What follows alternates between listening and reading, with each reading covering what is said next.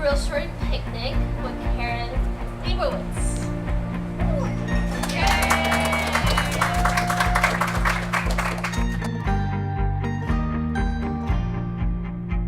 I was never one of those people who knew what I wanted to do. No one is more surprised than me that I am a restaurateur. That was not at all my plan.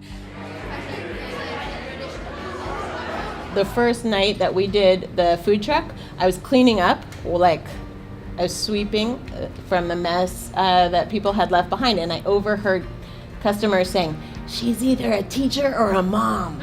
And I was like, pretty much, you know.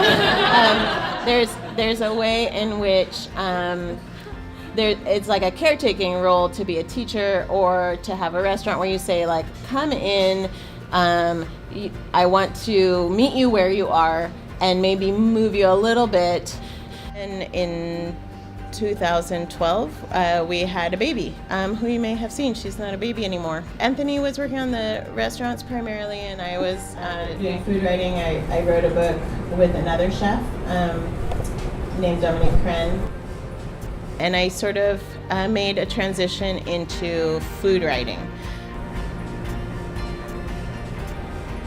When Aviva was about 18 months old, a friend said, I have an idea for a space, and it would have like your restaurant and my cafe, and it's on 9th Street. And Anthony said we should only do it if it's like we can make it the most environmental restaurant ever. And we kind of had that feeling like Austin Powers, where it's like $1 million. And they're like, okay, yeah, that sounds good, you know. We had always been, you know, sort of trying our best in a pretty, like, Bay Area way, you know, trying to recycle and compost and stuff like that. But I think that when we became parents, we started to think, what are we doing as for our work? You know, we are making restaurants that help people who are hungry through the food bank. And that feels important. That's a good value to sort of convey to our child. But at the same time, like, what is the rest of the world gonna look like? And I sometimes like tormented myself by imagining like a post-apocalyptic world with like my tiny baby like navigating it.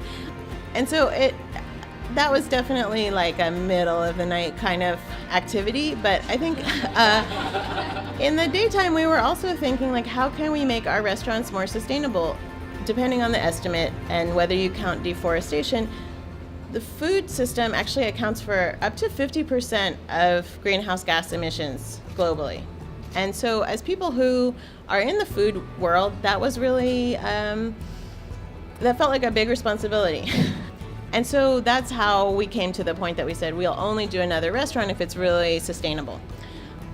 So we went to this ranch owned by a guy named John Wick, who is really, really inspiring.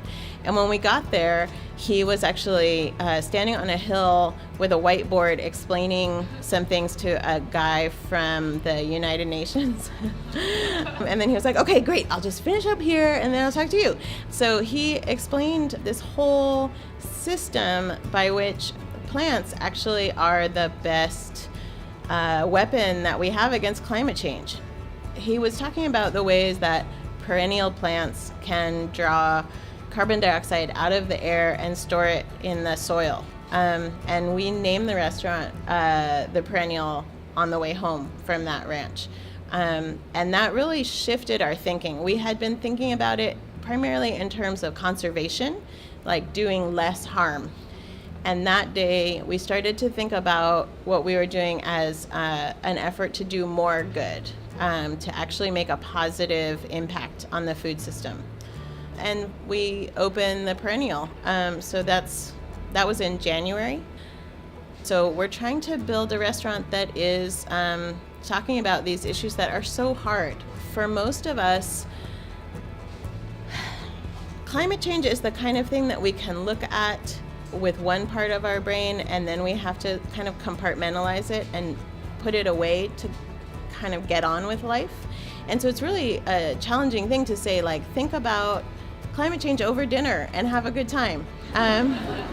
And so that was the challenge that we set for ourselves. And I think, some people like it better than others. I want it to be the kind of thing where what people walk away with is the idea that food can have this really positive impact, and it can be a completely natural fit to say, like, these are the foods that we're eating that will actually help mitigate against climate change.